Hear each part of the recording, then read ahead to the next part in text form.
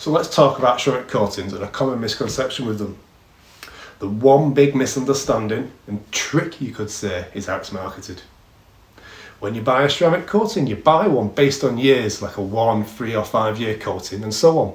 But here's the problem with this, as in reality a coating will only last so many miles on washes, not years.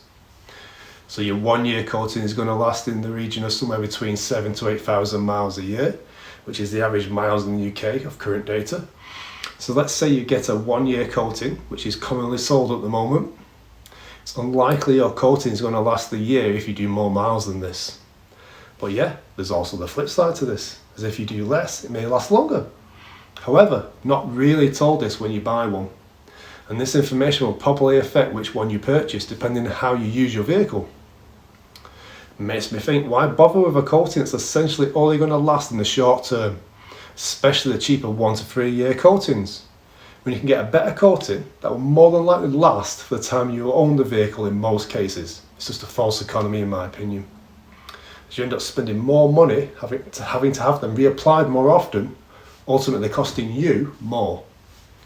And don't even get me started on the fact that most of these coatings don't even have proven data to back up their claims, or in some cases data at all.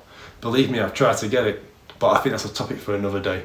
What do you think? Do you think it's a scam how they are sold? Let me know in the comments, and let me know if there's anything you'd like me to cover in future videos.